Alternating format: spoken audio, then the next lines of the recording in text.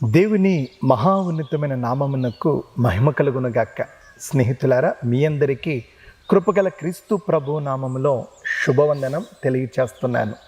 ఈ శ్రేష్ఠ సమయంలో ఓ ఉన్నతమైన వ్యక్తిని మీకు పరిచయం చేయటానికి నేను ఇష్టపడుతున్నాను.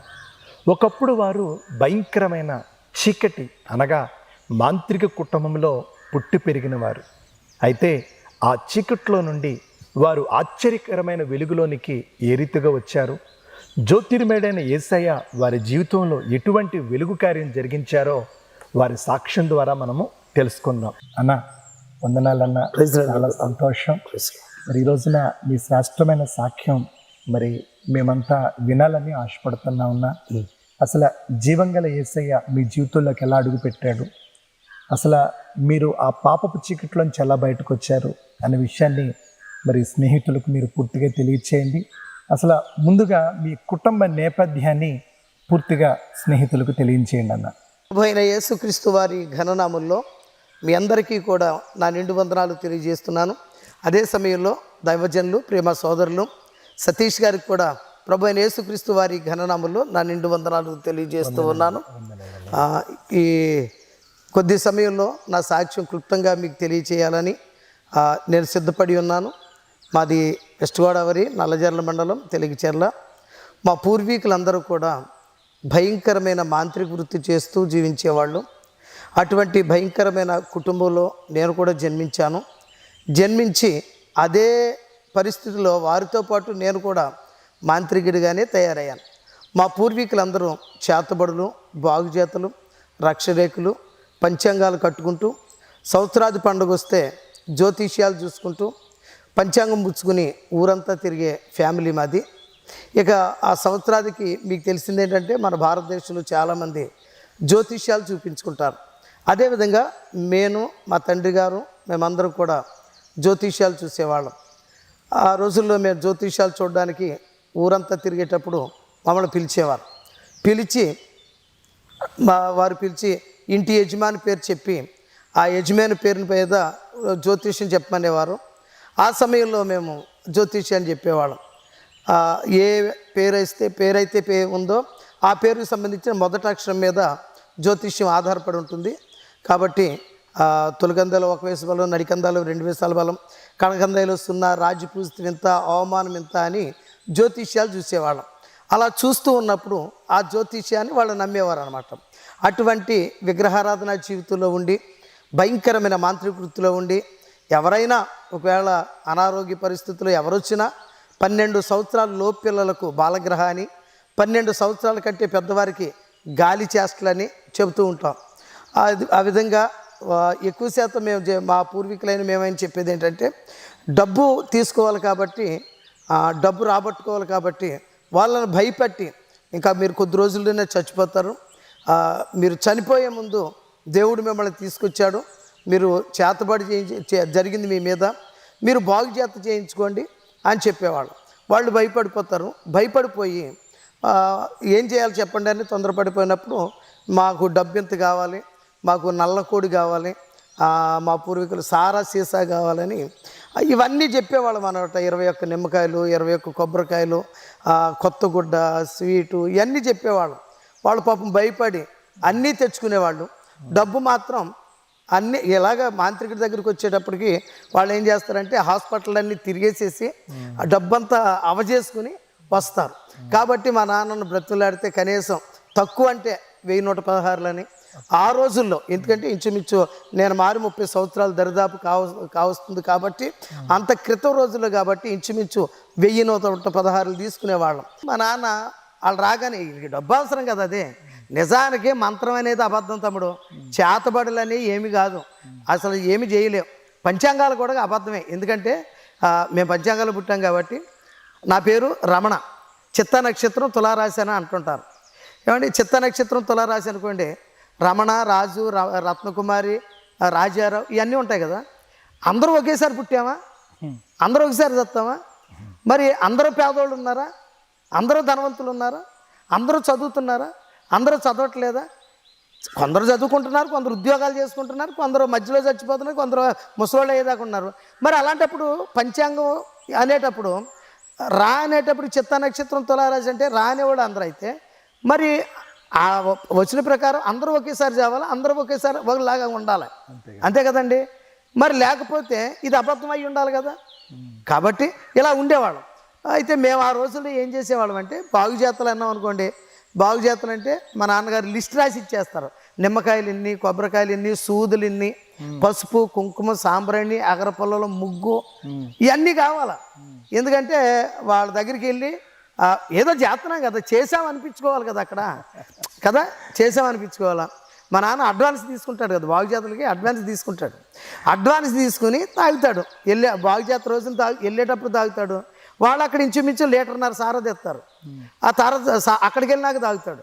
వీళ్ళు ఏం చేస్తారంటే ఒక కుండలో అన్నం వండాలా, స్వీట్లు తేవాలా, కొత్త గుడ్డ తేవాలా, ఇవన్నీ కొబ్బరికాయలు కావాలా, కోడి కావాలా, నల్ల కోడి కావాలా, ఇట్లా చెప్తారనమాట. చెప్పినప్పుడు మేము భీమవరంలో ద్వారకా తిరుమల మండలము, అది ఉంగుటూరు మండలం అక్కుపల్లి గోకవరం అని ఒక ఊరు ఉంది. పూలలో నేను 20 సంవత్సరాలు ఉన్న అమ్మమ్మ వాళ్ళ ఊరు అది. ఆ చిన్న సన్నివేశం. ఎందుకంటే ఇప్పుడు సాక్ష్యం అనేది మాటలు చెప్పారు తప్ప నిజమో కాదో వాళ్ళకి కూడా ఉండదు కాబట్టి సింపుల్గా సాక్ష్యం చెప్తున్నాం. అక్కుపల్లి గోకవరం అది పూల దగ్గర ఉంటుంది. అక్కడ బాగు జాతకి వెళ్ళి మా నాన్న మాట్లాడారు. పాపం వాళ్ళు వేరే రజకుల ఫ్యామిలీ అనమాట, పేదోళ్ళు, బట్టలు ఉతుక్కుంటారు కాబట్టి రెక్కాడితేనే కానీ డొక్కాడిన పరిస్థితులు. అక్కడ వెళ్ళేటప్పటికి వాళ్ళని డబ్బులు అడిగాడు. 2,000 అడిగాడు. 1000 రూపాయలు డబ్బులు ఇస్తాము, 1 పంది పిల్లని ఇస్తామన్నారు అన్నమాట. 2,000 రూపాయలు ఇవ్వలేరు, 1000 రూపాయలు డబ్బులు ఇస్తారంట, మిగిలిన దానికి 1 పంది పిల్లని ఇస్తారంట. డబ్బులు ఆయన తీసుకుంటాడు, 1 పంది పిల్లని నేను చూసుకోవాలన్నమాట. అటు చేసేటప్పటికి మొత్తం మీద వాళ్ళు 1000 రూపాయలు ఆయనకి ఇచ్చేశారు. వచ్చి వెళ్ళేటప్పుడే తాగాడు ఈయన. మళ్ళీ అక్కడ సారా ఉంటుంది, అక్కడికి వెళ్ళినాక తాగాడు. తాగిన తర్వాత 12 అయిపోతుంది. మేము 12:30 1 గంటకి ఇంటికి వచ్చేయాలి బాగు చేసేసి. ఈయన ముగ్గేస్తాడు, ఏదో ఒక బొమ్మ వేస్తాడు, ఒక కాళికాదేవి బొమ్మ లాంటిది పెద్ద బొమ్మ వేస్తాడు. ఆ ముగ్గుతోటి ఆ నాలుకలు పెట్టి కుంకుమ పసుపు ఇవన్నీ వేస్తాడు. ఈ నిమ్మకాయ చోట, కొబ్బరికాయలు చోట ఇవన్నీ పరుస్తాడు అనమాట. మళ్ళీ నిమ్మకాయకి సూది గుచ్చి దారం తీసి ఇట్లా తిప్పుతారు, మొత్తం పైనుంచి కిందకి ఇట్లా తిప్పుతారు. ఇది చూసేటప్పుడు ఆ ఇంట్లోకి చాలా భయం వేసేద్దాం, అయ్యి బాబు మూత వైద్యుడండి రా అంటుంటారు అనమాట.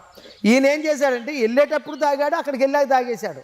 ఇంకా లేవలేకపోతున్నాడు అనమాట. ఎక్కువ ఏమైపోయాడు, శివుడు పోయాడు. శివుడు లాంగ్వేజ్ అది, శివుడు పోయాడు. ఎందుకు పని చేయడు అనమాట. అన్నం శివుడు పోతే తింటాకు పని చేయను అన్నట్టు ఈయన పనికి పని చేయడు. ఇప్పుడు పనికి పని చేయకపోయేటప్పటికి లేపుతున్నా, 12 అయిపోయింది కదా, నాన్న లెగు టైం అయిపోతుంది వెళ్ళిపోవాలి కదా అంటుంటే అరుస్తున్నాడు. కోపం వచ్చేస్తుంది మళ్ళీ. మాకేమో భయం కొడతాడని.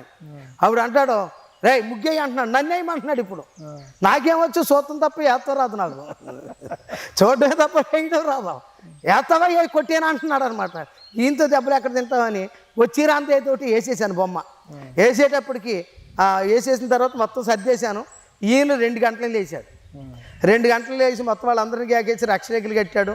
అదే తావిధులు కట్టాడు, రాగి యంత్రాలు కట్టాం, మత్స్య యంత్రం, కూర్మ యంత్రం, రాగి యంత్రం ఇవన్నీ ఉంటాయి మా దగ్గర. అవన్నీ కట్టాము. ఆ గుమ్మం మీద ఒకటి దిగేసాం, గుమ్మం కింద ఒకటి పాతి పెట్టారు. వీళ్ళ మెళ్ళకి, ఆడవాళ్ళకి, చేతులకి ఇట్లా కట్టాము. కట్టిన తర్వాత డబ్బులు తీసుకున్నాడు కదా, ఫుల్గా తాగాడు కదా, సైకిల్ తొక్కుతాకి లేదు, ఇక నడితే ఆయన 5 కిలోమీటర్లు ఉంటుంది పోళ్ళకైతే ఆ ఊరికి. అయ్యేటప్పటికి పంది పిల్లని నాకు కట్టాడు. ఇప్పుడు సైకిల్కి తమ్ముడినేమో నానెక్కించుకున్నాడు, పంది పిల్లని నాకు కట్టాడు. మొత్తం మీద ఆయన తాగిన దాని మీద తమ్ముడిని ఎక్కించుకుని ముందు సైకిల్ దొక్కుతున్నాడు. నాకు మహాభయం అండి. ఏసయ్యని నమ్ముకున్నాక భయం పోయింది, కానీ అంత క్రితం అందరూ బయట ఉండి లోపలికి వెళ్ళమంటే వెళ్ళేవాడిని కదా, అంత పిరుకోండి అనమాట. ఇప్పుడైతే ప్రార్థనకి వెళ్ళి వచ్చేటప్పుడు ఒక రోజు రాత్రి కూడా శవం అవుతుంది 12:30కి. అయినా ఇబ్బంది లేదు, ఎందుకంటే దేవుడు మనకు తోడు ఉన్నాడు కాబట్టి ఇబ్బంది లేదు. అయితే ఏం చేసిందంటే ఆయన ముందు తమ్ముడిని ఎక్కించుకుని దొక్కుతున్నాడు. నేనేమో ఈ పంది పిల్ల నాకు కట్టాడు కదా, పంది పిల్లకి కడితే అదేం చేసిందంటే సగం దూరం వెళ్ళాక ఇసుక పుంత తమ్ముడు, అది 30 సంవత్సరాల క్రితం కదా ఇది, ఇసుక పుంత అది. ఆ పుంతలో సైకిల్ తొక్కుతుంటే ఇది ఎట్ట మెదిలింది. మెదిలేటప్పుడు దబేళ్ళు నడిపోయాను అనమాట. పడిపోయేటప్పటికి చూడు తాళ్ళన్నీ మెదులుతున్నాయి. నాకు భయం వచ్చేసింది. నేను అన్నాను, ముందు నడవను వెనకాల నడవను, నేను ఇక్కడ ఉంటాను అన్నాను అనమాట. మొత్తం మీద సైకిల్ దొక్కుతూ మానేసి నడిపించుకొచ్చాం. నడిపించుకొచ్చిన తర్వాత పోళ్ళ దగ్గర కొండ్రపాడు దగ్గరలో రైల్వే ట్రాక్ ఉంటుంది. ట్రాక్ దగ్గరికి వచ్చేటప్పటికి ఒక చిన్న వంతెన ఉంది. ఆ వంతెన దగ్గర ఒకరిని చంపేశారు, నాకు తెలిసేది. అక్కడికి వచ్చేటప్పటికి నాన్న దబేలు నడిపోయాడు, సైకిల్ తొక్కేవాడు, నడిచేవాడు ఎక్కువైపోయి పడిపోయాడు. తమ్ముడు నేను ఉన్నాం, పెద్ద తమ్ముడు నేను. నాన్న అంటా ఉంటే ఒరే నరుడా అంటున్నాడు ఇప్పుడు ఈయన. ఎక్కువైపోయిందో తక్కువైపోయిందో మాకేం తెలుసు, నాకు అసలే ధైర్యం తక్కువ, పిరుకోడిని. అరే లెగుతలేదు, ఒరే నరుడని పళ్ళు కొరికేస్తున్నాడు. అరే కొరికేటప్పటికి నాన్నకేదో అయిపోయింది అన్నాడు. తమ్ముడు అన్నాడు, అన్నయ్య నువ్వు ఎక్కడుండు, నేను వెళ్ళి తాతోడితో బండి కట్టించుకొస్తాను, బండి మీద వేసుకుపోదాం అన్నాడు. సత్ నేను ఉండను అన్నాను. పోనీ నేను ఉంటాను నువ్వు వెళ్ళాను, అదే నేను వెళ్ళను అన్నాను. అనేటప్పటికి ఈ పంది పిల్లని, ఈ కుండని, ఈ కోళ్ళు ఇవన్నీ పుచ్చుకుని సైకిల్ రెండు అక్కడ స్టాండ్ వేసి ఇద్దరం కలిపి పోళ్ళు వెళ్ళిపోయి తాతోళ్ళని తీసుకొచ్చామన్నమాట అండి. తీసుకొచ్చిన తర్వాత ఆయనకి నేను రక్షరేఖలు కట్టాను. తగ్గిందా అన్నాడు, తగ్గిందో చచ్చిందో మాకు తెలియదు. మొత్తం మీద ఇలాంటివి జరిగేది అనమాట. పందుల్ని ఇచ్చేవాళ్ళు, కొంతమంది మేకల్ని ఇచ్చేవాళ్ళు, దొడ్డు బాగు చేత అని గొర్రెలు తొడ్లు ఉంటాయి, ఆ దొడ్డు బాగు చేత రకరకాలు వేసి బతికారు. కానీ ఒక్క రూపాయి మిగల. ఆయన చేసిన పాపాలు, ఆయన చేసిన మోసాలు నేటికి మేము తీరుస్తున్నామండి. ఎందుకంటే తల్లిదండ్రులు చేసిన పాపం 4 తరాలు పోదాం అంత బైబిల్ ఉంది కదండి, ఉంది కదండి. తల్లిదండ్రులు చేసిన పాపం 4 తరాలు పిల్లల్ని పట్టుకుంటుంది. తల్లిదండ్రులు చేసిన పుణ్యం 1000 తరాలు కాపాడుతుందని బైబిల్లో ఉంది. నాన్న అప్పుడు చేసిన పాపం నా చెల్లిని చంపేసింది. ఇప్పటికీ కొంతమంది నా కుటుంబీకులు బాకీలు తీరుస్తూనే ఉన్నాయి. అయినా దేవుడి కృపను బట్టి, అమ్మ ప్రార్థన బట్టి మా ఇల్లంతా క్షేమంగా ఉన్నాం.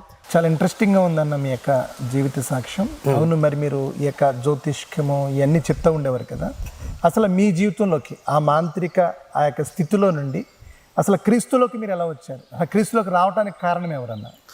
బ్రదర్, మేమైతే భయంకరమైన వృత్తిలో ఉండేవాళ్ళం అని చెప్పాను కదా. అటువంటి భయంకరమైన జీవితంలో జీవిస్తున్నప్పుడు మా నాన్న త్రాగుబోతూ, మాంత్రికుడు, తిరిగిపోతూ భయంకరంగా ఉండేవాడు. ఇక బయట త్రాగేసి వచ్చి ఇంటి దగ్గర అన్నం తినడానికి కూడా ఆయన కూర్చోలేకపోయాడు. ఇక ఒక మాటలో చెప్పాలంటే తెగులు తగిన కోడిలాగా తల కింద పెట్టేసి అమ్మ అన్నం పెట్టకపోతే అరిసేవాడు. జడిసిపోయి అమ్మ అన్నం పెట్టేది. కానీ అన్నం తినేటప్పుడు కలపడమే కానీ నోట్లోకి ముద్దలేదు కాదు, ఎందుకంటే తాగేసేవాడు కదా అని. ఇలా అంటున్నాను ఏమనుకోకండి.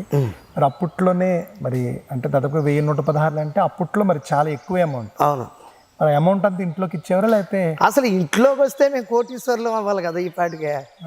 అయితే అలా కాదు, ఈ డబ్బులేమి తెచ్చేవాడు అతి తక్కువ, మహా ఇస్తే 1116 వాళ్ళు ఇస్తే 116 ఇంట్లోకి వచ్చాయి అన్నమాట. అటువంటి పరిస్థితి అండి. అటువంటి పరిస్థితిలో ఉంటూ అంటే ఇతను డబ్బు తేవడం, ఫ్రెండ్స్ ఉంటారు కదా మా నాన్నలకి, ఆ బ్యాచ్ ఉంటారు కదా, ఆ బ్యాచ్లో వాళ్ళ ఫ్రెండ్స్ని తీసుకెళ్ళిపోయి తాగేవాడు, పేకట ఆడేవాడు. చాలా భయంకరంగా ఉండేది. ఇంట్లో మాత్రం డబ్బులు ఉండేవి కాదు. ఆ రోజు కూరకి, ఆ రోజు బియ్యానికి సంబంధించిన మెటీరియల్ అమ్మ తెచ్చి ఉండేది. ఇక అంతే. కాబట్టి ఇక అలా ఉండేది. అటువంటి పరిస్థితుల్లో నేను భయంకరంగానే ఉన్నా. ఎందుకంటే మనకు ఒకటి తెలుసు కదా, తల్లి చేలో మేస్తే పిల్ల ఎప్పుడు గట్టున మేయదు కదా. తల్లి మా నాన్న త్రాగుపోతూ నేను కూడా అదే బాణీలో జరిగాను. ఇంకా ఒక మాట చెప్పాలంటే మా తెలుగు చీరలు అని చెప్పాను కదా, మా తెలుగు చీరలలో బుద్ధి లేనివాడి ఫ్యామిలీ ఎవరిది అంటే మాదే. ఎందుకంటేనండి మా నాన్న నేను ఒకే రౌండ్లో ప్యాకెట్ ఆడేవాడు కదండి, ఒకే రౌండ్లో ప్యాకెట్ ఆడేవాడు. ఏ తండ్రి కొడుకులు కూడా ఒకే రౌండ్లో ప్యాకెట్ ఆడరు నాకు తెలిసి. మేము ఆడామంటే ఇంకా మాకంటే పనికిమాలిన వాళ్ళు ఎవరు లేరు. మా నాన్నకి నేను భయపడేవాడిని కాదు, నా కొడుకు చెడిపోతున్నాడు నేను ఆడుతున్నానని ఆయన కూడా ఏమనుకునేవాడు కాదు. కాబట్టి ఇద్దరు ఎదురు బదురు అందరూ కూర్చుని ఆడుకునేవాళ్ళం. అటువంటి పరిస్థితిలో మా అమ్మ నెంబర్ 1 క్యారెక్టర్. అన్య జీవితంలో కూడా అమ్మ చాలా మంచి జీవితం. తెలుగు చీరల్లో ఇప్పటికీ కూడా అమ్మని గురించి అడిగితే మంచి సాక్ష్యం చెప్తారు.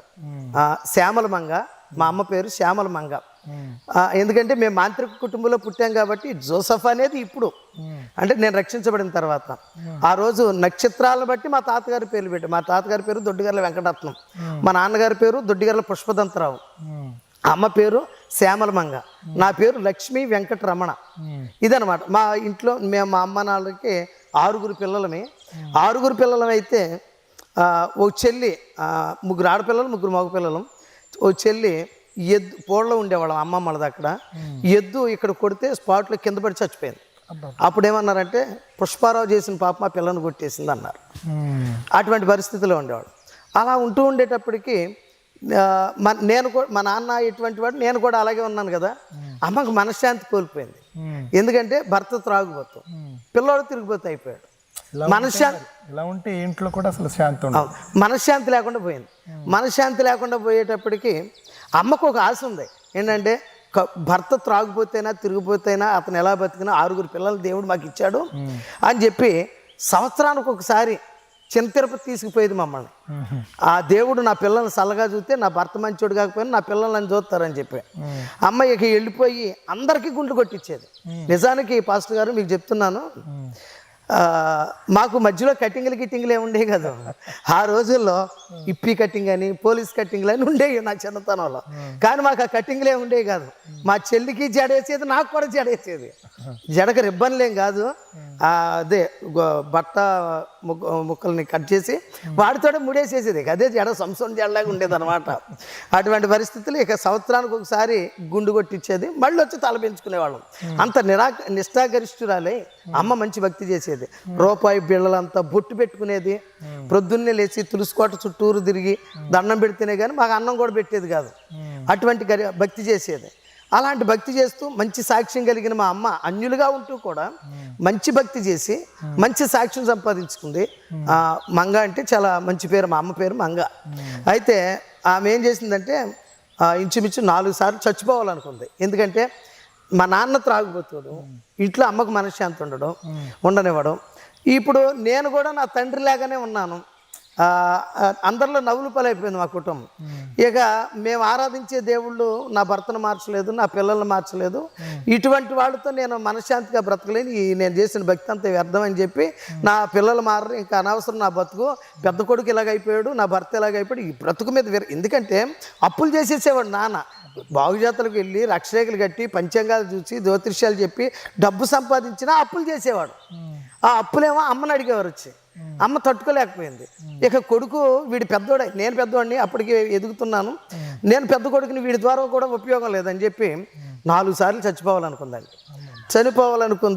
చనిపోవాలనుకుని ఆ రోజుల్లో రోజుకి 2 సార్లు వచ్చేది బస్సు తెలుగుచెర్ల, తాడేపల్లిగూడ టు అనంతపల్లి. 2 సార్లు వచ్చేటప్పటికి సాయంకాలం 6 అయ్యేది. 6 గంటలకు సెకండ్ టైం వచ్చేది, నైట్ ఆల్ట్ వచ్చేది అనమాట. అప్పుడు ఆ బస్సు కింద లారీ కింద పడిపోదామని వెళ్ళిపోయింది.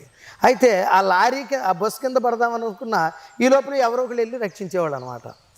అప్పుడు అనిపించింది ఇంకోసారి నూతిలో పడిపోదాం అనుకుంది, అక్కడ కూడా ఎవరో ఆదుకున్నారు.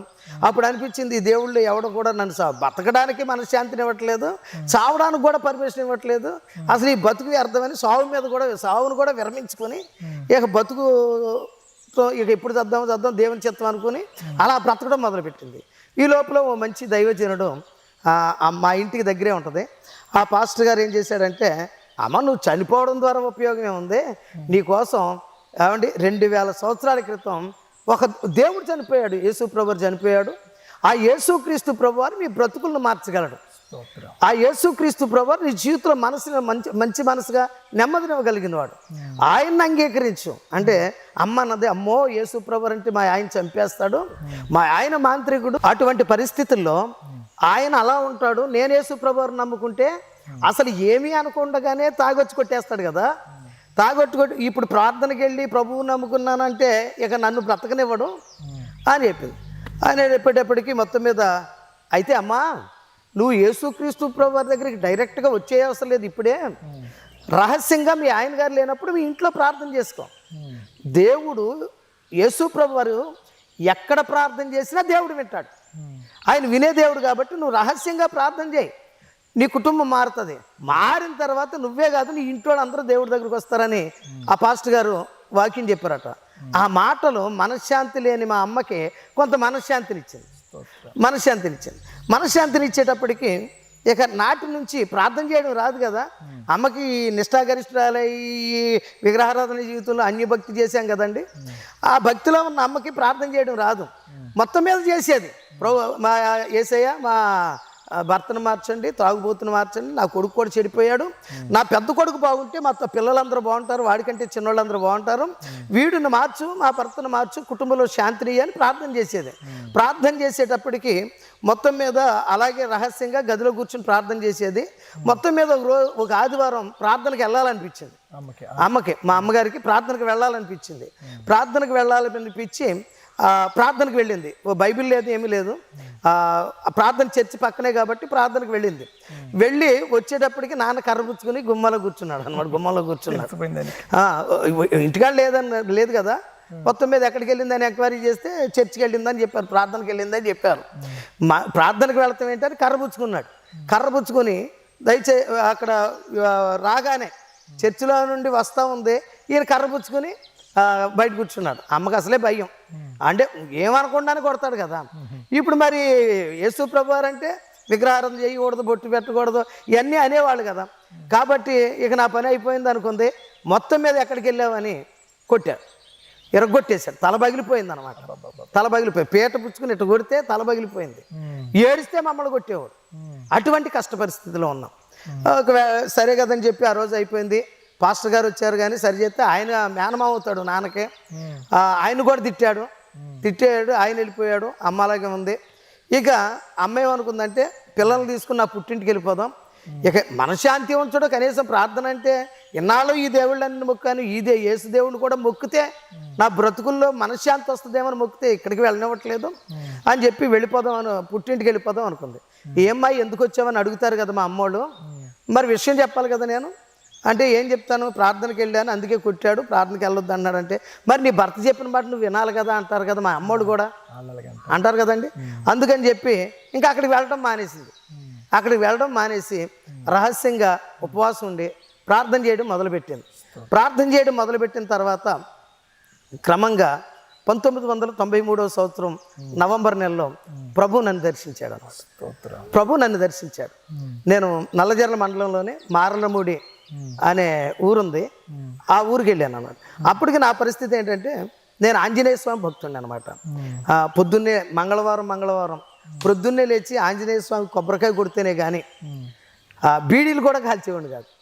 అలాంటి భక్తి అనమాట మాకు. అసలు మంగళవారం అనేది ఇక అంత నిష్ఠతో చేసేవాడిని. తర్వాత మళ్ళీ నా ఇష్టమే బాలకృష్ణకి రికార్డ్ డ్యాన్స్ చేసేవాడిని. నేను బాలకృష్ణకి రికార్డ్ డ్యాన్స్ చేసేవాడిని అనమాట. చాలా భయంకరంగా తిరిగేవాళ్ళం, అర్ధరాత్రి ఇష్టానుసారం తిరిగేవాళ్ళం. అటువంటి పరిస్థితుల్లో మారలమూడి వెళ్ళాను. మారలమూడిలో తాపీ పని చేస్తున్నాను అనమాట. తాపీ పని, పెయింటింగ్ వచ్చు నాకు, తాపీ పని వచ్చు. ఇప్పటికీ బాగా చేస్తాను అనమాట. పెయింటింగ్ కూడా ఇప్పుడు వచ్చాను నాకు. పెయింటింగ్ ఇప్పటికీ చేస్తాను. తాపీ పని నా మందిరాలు కూడా నేనే కట్టుకున్నాను. ఇంటికి కూడా ప్లాన్ నేను వేసుకున్నాను. ఇప్పటికీ నేను క్రిస్టియన్స్ ఎవరికన్నా కావాలితే మంచి ఇంటి ప్లాన్ వేస్తాను, క్రిస్టియన్కే వేస్తాను నేను ఎవరికి. నిన్న మొన్నట్లో కూడా ఈ 3 ఇళ్ళు కేసి వచ్చాను దేవుని సేవలో. అయితే 1993వ సంవత్సరం నవంబర్ నెలలో మారేడుమూడిలో ఇల్లు కడతాకి వెళ్ళా, తాపీ పని చేయడానికి వెళ్ళా మా బంధువులకి. అక్కడే ఇంచుమించు 15 ఇళ్ళు కట్టాను.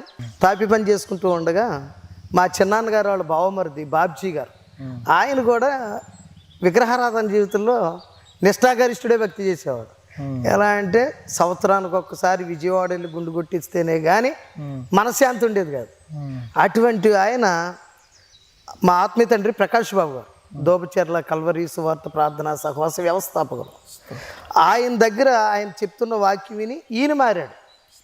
ఈయన మారి ప్రార్థనకు పోయేవాడు. నేను వాళ్ళ ఇల్లే కడతాకి వెళ్ళాను అనమాట. కట్టడానికి వెళ్ళినప్పుడు ఆయన ఏం చెప్పాడంటే, పాస్టర్ గారు ప్రార్థన పెట్టారు, నేను వెళ్తున్నాను దాన్ని రా అన్నాడు.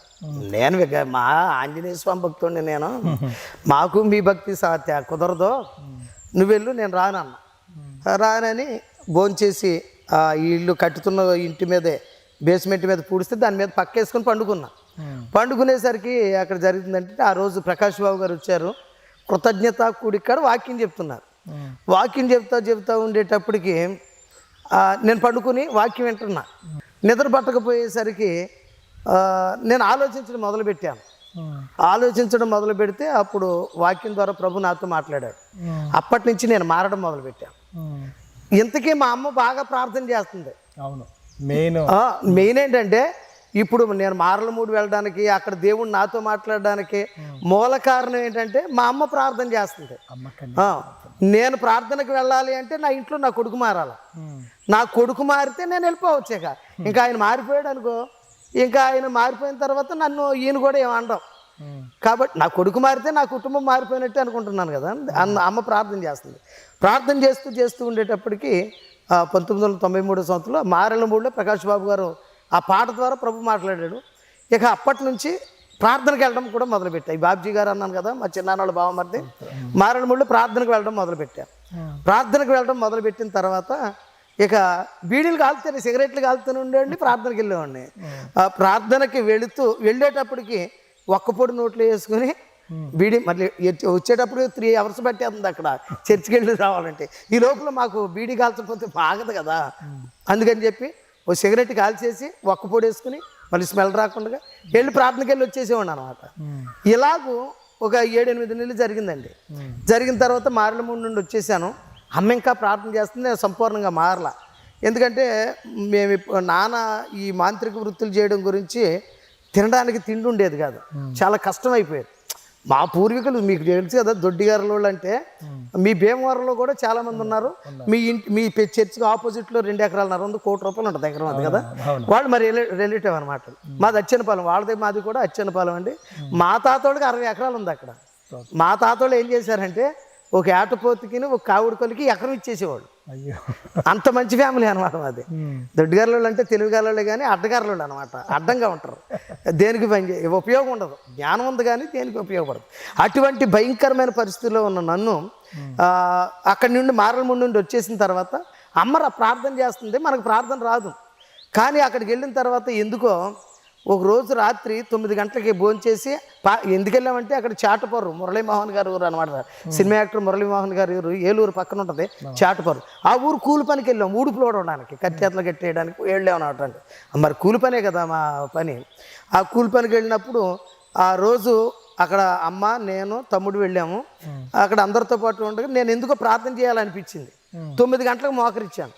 9 గంటలకు మోకరించాను. 12 అయ్యేటప్పుడు కూడా నేను మోకాళ్ళు దిగట్లేదు, నాకు తెలియకుండానే నేను ప్రార్థన చేస్తున్నాను. ప్రార్థన చేస్తూ ఉండేటప్పటికి నాకు ఇక ఆత్మ తాగుతుంది అనమాట. నువ్వు మారిపో అని ఆత్మ నన్ను బలవంతం చేసేస్తుంది. బలవంతం చేసేటప్పటికి ఇంకేం చేయాలి తెలియలే. అప్పుడు అమ్మ దగ్గరికి వెళ్ళాను, అందరూ పండుకున్నారు. అమ్మ దగ్గరికి వెళ్ళాను, అమ్మ అని లేపాను. అమ్మ లేచింది. అమ్మ ఏ పెద్దోడు అంటారు, నా ఇంట్లో అందరూ పెద్ద కొడుకుని కాబట్టి ఇంట్లో అందరూ పెద్దోడు అంటారు. మా మేనకోడలు మేనల్లుడు కూడా పెద్దోడు అంటారు, మామయ్య అంటారు, ఎక్కువ మంది పెద్దోడు అంటారు. అందుకని చెప్పి అక్కడ వెళ్ళే అమ్మని లేపేటప్పటికి ఏ పెద్దోడా అంది. అమ్మ యేసయ్య మాట్లాడుతున్నాడు నాతోను, 9 గంటల నుంచి ఇప్పటి వరకు నిద్రపోలేదు, నేను ప్రార్థన చేసుకుంటున్నాను. నా దాసుడైన ప్రకాష్ బాబు దగ్గరికి వెళ్ళి నువ్వు ప్రార్థన బాప్తీసం తీసుకో, నువ్వు బాప్తీసం తీసుకుంటే నేను నిన్ను వాడుకుంటాను అని చెప్తున్నాడమ్మా, నాకు తెలియట్లేదు అన్నారు. ఎవరితోటి చెప్పుకో అన్నారు, ఎందుకంటే నేను మంచివాడిని కాదు కదా, నమ్మరని నన్ను నమ్మరు. ఎందుకంటే ఇంట్లో దొంగతనం చేసేవాడిని, అమ్మ ఎక్కడ పెట్టినా డబ్బులు పట్టుకుపోయేవాడిని అనమాట. అందుకని నా మాటలు నమ్మేవారు కాదు. అందుకని చెప్పి ఎవరితోటి చెప్పొద్దు అంది. అలా కాదమ్మా నిజం చెప్తున్నాను అంటే, సరే ప్రార్థన చేసుకో, మరి బాప్తీసం తీసుకోమని దేవుడు చెప్తే నువ్వు వెళ్ళిపో అన్నది అనమాట. ప్రొద్దున్నే లేచి ఓ ₹15 ఛార్జీలు తీసుకుని ప్రకాష్ బాబు గారి దగ్గరికి, ఏకే డిగ్రీ కాలేజ్ లెక్చరర్, ఆయన ఎకనామిక్స్ లెక్చరర్ అనమాట ప్రకాష్ బాబు గారు. అప్పటికి ఉద్యోగం చేస్తూ సేవ చేసేవారు. అప్పుడు డైరెక్ట్గా నేను అక్కడి నుంచి చాటుపూర్ నుంచి నల్లజర్లు వస్తే అక్కడ ఏకేఆర్జీ డిగ్రీ కాలేజ్ చావ రామకృష్ణ గారిది అనమాట అండి. ఆ కాలేజ్లో ఈయన చేస్తూ ఉంటే అక్కడికి వెళ్ళిపోయాను డైరెక్ట్గా. నాకు పరిచయం కదా మారేడుమూడిలో ఆయనే సేవకుడు. ఆయన దగ్గరికి వెళ్ళి, నాన్నగారు దేవుడు నాతో మాట్లాడారు, మీ దగ్గరికి వెళ్ళి బాప్తీసం తీసుకోమన్నాడు, నన్ను వాడుకుంటాడంట దేవుడు అని చెప్పారు. ఆయన కూడా నమ్మలేదు, ఎందుకంటే మారేడుమూడిలో ఆయన కూడా చెడ్డ పేరు తెచ్చాను, చర్చికి వెళుతూ కూడా చెడ్డ పేరు తెచ్చాను. ఆయన కూడా నమ్మలే. అప్పుడు ఆయన ఏమన్నారు తెలుసా, నీతో చెప్పిన దేవుడు నాతో చెప్తే నేను ఇస్తాను అన్నాడు. నాకు భలే ఆశ్చర్యం అనిపించింది. అది భలే అని నేను బాప్తీసం తీసుకుందామంటే నాతో చెప్పిన దేవుడు ఆయనతో చెప్తే ఏంటి అనిపించింది అనమాట. అనిపించేటప్పటికి కొంచెం బాప్తీసం ఇచ్చేస్తే బాగుంటుంది అనుకున్నాను. హడావిడిగా వెళ్ళాను కదా, కొంచెం డిస్కరేజ్ అయినట్టే ఉండి తలదించుకుని వచ్చాను. అప్పుడు ఆయన ఓ శుక్రవారం ఫాస్టింగ్ ఉండి ప్రార్థన చేశారట. ప్రభు ఆయనతో మాట్లాడారు, జోసఫ్ నువ్వు బాప్తీసం ఇయ్యి అంటే ఆయనే నన్ను పిలిచి, ఈరోజు బాప్తీసం ఇస్తాను నాన్న, శనివారం దోపచార్ల చర్చిలో ప్రేయర్ ఉంటుంది కదా, రా మన ఇద్దరం వెళదాం, నీకు అక్కడ బాప్తీసం ఇస్తానని చెప్పారు. అప్పుడు ఆయన చెప్పారు, నల్లజర్లు బండి ఎక్కించుకున్నారు, బుల్లెట్ అయింది, దోపచార్లు వెళ్ళిపోతాం. అప్పుడు ఆయన చెప్పారు అనమాట, రమణగా నువ్వు బ్రతకూడదు, జోసఫ్గా మారాలి. నువ్వు ఇంతవరకు చేసిన పనులు, ఇటువంటి భయంకరమైన లోక జీవితం జీవించకూడదు, జాగ్రత్తగా బ్రతకాలి. అలా ఉంటానంటే నేను బాప్తీసం ఇస్తాను. ఆ రోజు నేను ఆయనకి ఇచ్చింది ఏంటంటే, ఆయన ఎదుట నేను ఒడంబడిక చేసింది ఏంటంటే, నేను చావనైనా చస్తాను కానీ దేవుడికి అవమానందే అని అన్నా.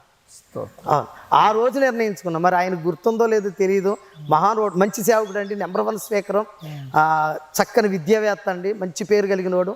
మొన్నే దేవుని కృపను బట్టి ఆయన దేవుని పిలుపు అందుకుని మే నెల 11వ తారీఖు పరలోకానికి చేరుకున్నాడు అనమాట. ఆయన మంచి సేవకుడు. ఆయన చెప్పాడు, ఆయన దగ్గర ప్రమాణం చేశాను, నేను చావనైనా చస్తాను కానీ దేవుడి నామానికి అవమానం తేనని చెప్పానండి. ఆయన గుర్తున్నా లేకపోయినా నా మనసులో మాత్రం ఇప్పుడు మెదులుతుంది అనమాట ఈ మాట. కాబట్టి నా జీవితాన్ని ఆ రోజు ఆ నాన్నగారు ఓ బోరు దగ్గరికి తీసుకెళ్ళి బాప్తీసం ఇచ్చారు. ఆ బాప్తీసం ఇచ్చి అన్నప్పటి నుంచి దేవుని సేవలో ఇంచుమించు 5 నెలలే మామూలుగా జీవించాను విశ్వాసిగా. తర్వాత సేవలోకి వచ్చేసాను అనమాట. 1994లో సేవ స్టార్ట్ చేసాం అనమాట. సేవ స్టార్ట్ చేసినప్పుడు నాన్నగారు వచ్చి స్టార్ట్ చేశారు. అప్పటి నుంచి సేవలు సాగుతున్నాం. ఇక ఆ తర్వాత ఇక నేను మారాను కదండి, అమ్మకి చాలా సంతోషమైంది, బలం వచ్చింది. ఎందుకంటే తెలుసా, ఆ ఇంట్లో అందరం ఒకే దాంట్లో ఉండేవాళ్ళం. అమ్మకిదే సపరేట్ అయింది ఏసైలోకి. ఇప్పుడు ఆయనకి అమ్మకి నేను ఒకటి తోడయ్యాను.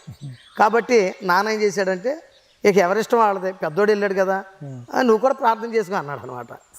ప్రార్థన చేసుకునేటప్పటికి అమ్మ కూడా ప్రార్థనకు వచ్చేసేది, డైరెక్ట్గా ప్రార్థనకు వచ్చేసేది. మన దగ్గరే ఉండేది. మన దగ్గరే ఉంటుండగా ఇక మేమిద్దరం దేవుడిని నమ్ముకున్నాం. అమ్మ ఏం చేసేది తెలుసా అండి, సంవత్సరానికి 7 రోజులు ఉపవాసం ఉండేది. సంవత్సరం ఇప్పుడు కూడా ఉంటుందండి. ఇప్పటికి అమ్మకి 64 సంవత్సరాలు. ఇప్పుడు కూడా సంవత్సరానికి 7 రోజులు చేద్దాం. ఎందుకని అడిగాను అనమాట. అమ్మ 7 రోజులు ఎందుకు చేస్తున్నామమ్మ అంటే, నాకు ఒక కూతురు చనిపోయింది, 5 పిల్లలు ఉన్నారు, నాన్న నేను ఉన్నాం, మొత్తం అందరూ 7. నాకు 5 పిల్లలు, 5 అల్లుళ్ళు కోడళ్ళు వీళ్ళు ఉన్నారు కదా. ఒక్కొక్క పిల్లోడి కోసం ఒక్కొక్క రోజు, నాన్న కోసం నా కోసం 2 రోజులు, 7 రోజులు ఏమని చేస్తావమ్మా అని చెప్పాను. నేను బ్రతుకుండగా నా కొడుకుల్లో కానీ, కోడల్లో కానీ, కూతుళ్ళలో కానీ, అల్లుళ్ళలో కానీ, మనవాళ్ళలో కానీ, మనవరాళ్ళలో కానీ ఎవరో చచ్చిపోకూడదు. నేను బ్రతుకుండగా చనిపోకూడదు. 70 సంవత్సరాలు రాకుండా నాన్న కానీ నేను కానీ చచ్చిపోకూడదు. అవును, నాన్నకి ఇప్పుడు 75 సంవత్సరాలు అండి, అమ్మకి 64 సంవత్సరాలు. ఆమె ప్రార్థనే నన్ను రక్షించింది. నాన్న కూడా నిజంగా ఆమెకి అలవాటు ఏంటంటే, సంవత్సరానికి 7 రోజులు ప్రార్థన అన్నాను కదండి, ఉపవాస ప్రార్థన ఉంటే ప్రార్థన చర్చిలోనే ఉంటుందండి. స్నానానికి మాత్రమే ఇంటికి వస్తే ఇంకెళ్ళిపోయి చర్చిలో ఉంటుంది, అన్నం తిందో టీ తాగదు. అలా మంచి భక్తి చేస్తుంది అనమాట. అందుకని చెప్పి అమ్మ అలాగే ఉపవాసం ప్రార్థన చేస్తుంటే దేవుడు నాతో మాట్లాడాడండి. 2008వ సంవత్సరం గోదావరి పుష్కరాలు అనమాట అండి. అది కూడా నవంబర్ నెల 3, 4, 5 తారీఖులో ఇవి జరుగుతున్నాయి. నాన్నతో దేవుడు మాట్లాడేటప్పటికి మారిపోయి మాంత్రిక గ్రంథాలన్నీ పట్టుకెళ్ళి గోదావరిలో పాడాల్సి వచ్చి, ఉపవాస కోటాలు జరుగుతుంటే మన చర్చిలో బాప్తీసం ఇమ్మని 3 రోజులు ఉపవాసం ఉండి ప్రార్థన చేసుకుని నా దగ్గర బాప్తీసం తీసుకున్నాడు అనమాట. ఏమంటే మా నాన్నమ్మకి నేను బాప్తీసం ఇచ్చాను, మా నాన్నకి నేను బాప్తీసం ఇచ్చాను. దేవుని కృపను బట్టి దేవుడు అద్భుతంగా నడిపించాడంట. ఇది నా రక్షణకు కారణం. ముఖ్యంగా నేను మారడానికి కారణం దేవుని కృప, అమ్మ ప్రార్థన. నాకు కూడా ఇప్పుడు మంచి భార్య, ఆమె కూడా రోజుకు 3 సార్లు చర్చిలోకి వెళ్ళి ప్రార్థన చేసిద్దండి. నేను ఒకసారి ఒక పుస్తకం చదివానన్నా, నీ గురించి ప్రార్థించేవారు ఎవరైనా ఒకరు ఉన్నారా, ఆ పుస్తకం పేరు. నిజంగా ఆ రోజున మీ ఇంటిలో మొట్టమొదటిగా అమ్మ ప్రార్థించడం ద్వారా ఈ రోజున ఈ శ్రేష్టమైన స్థితిలో ఉన్నారన్న విషయం మీ సాక్ష్యం ద్వారా నాకు అర్థమైంది. అంటే ఇంట్లో ఎవరైనా ఒక్కళ్ళు ప్రార్థించేవారు ఉంటే ఆ ఇల్లంతా ఏమైపోతుందంటే మొత్తం తేజస్సుతో నిండిపోతుంది. అవును కదన్నా. నిజానికి ఇంట్లో ఎవరో ఒకరు యథార్థమైతులైన మనసు కలిగి ప్రార్థన చేస్తే ఆ ఇల్లంతా వెలిగించబడద్దండి. మా ఇల్లు ఒక రకంగా రాక్షసుల కొంపలా ఉండేది. అమ్మ ఎప్పుడైతే ప్రభువుల్లో నింపబడిందో, ప్రభు ఆత్మతో నింపబడిందో, వెంటనే ఆ ఫోకస్ అంతా మా మీదకి వచ్చేసింది అనమాట. అమ్మ ప్రార్థన ప్రభావం మమ్మల్ని అలుముకుంది. అందుకు కాబట్టి దేవుడు కృప చూపాడు. నిజానికండి అమ్మ చేసిన భక్తి చాలా మంచిదండి. నిజానికి అమ్మ అప్పటికి బాప్తిజం తీసుకున్న తక్కువ రోజులైనా దేవుడికి ఇవ్వాలనే మనసు ఎక్కువ ఉందండి. ఎలా అంటే పాస్టర్ గారు, వేరే పాస్టర్ గారు మందిరం కట్టుకుంటున్నారు. ఆ రోజుల్లో మందిరం కట్టుకుంటూ ఉండేటప్పటికి మందిరానికి ఏమి ఇవ్వడానికి అమ్మ దగ్గర డబ్బులు లేవు, ఉండేవి కాదు. ఎందుకంటే నాన్న పరిస్థితి అది, మా పరిస్థితి ఇది కదా. అప్పుడు అమ్మ ఏం చేసిందో తెలుసా, చిన్న తమ్ముడు ఇల్లు కట్టుకుంటున్నాడు, ఆడికి పెళ్ళి అవ్వలేదు.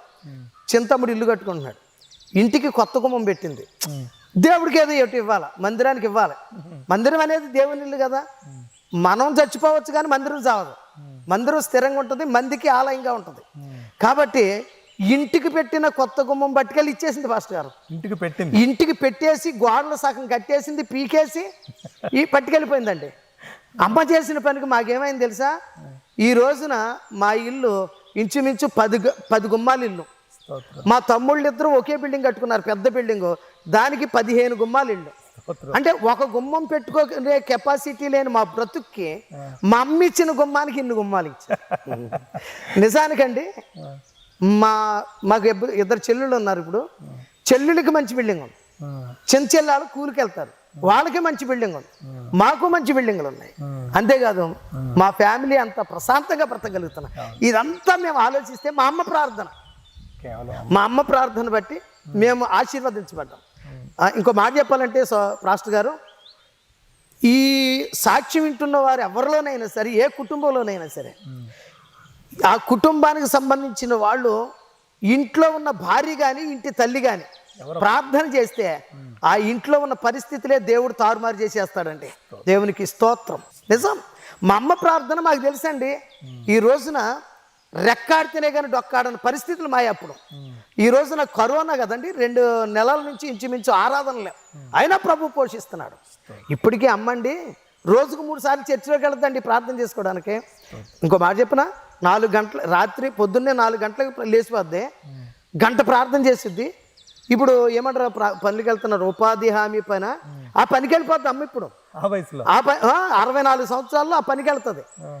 వాళ్ళు ఏదో ఒక ఇంట్లో ఉంటారు, నా ఇంట్లో పడుకుంటారు, చిన్న తమ్ముడు ఇంటికాడ తింటుంటారు, వాళ్ళకి ఏ కొరత ఉండదు, ప్రశాంతంగా ఉంటారు. నాన్న మాత్రం ఇంటికాడే ఉంటారు. దేవుడు అమ్మ విశ్వాసాన్ని బట్టి నాన్న బతుకున్నాడు. అమ్మ చేసిన ప్రార్థన మాకు జీవపు ఓటగా ఉందండి. ఆ దేవుడు దర్శించాడు.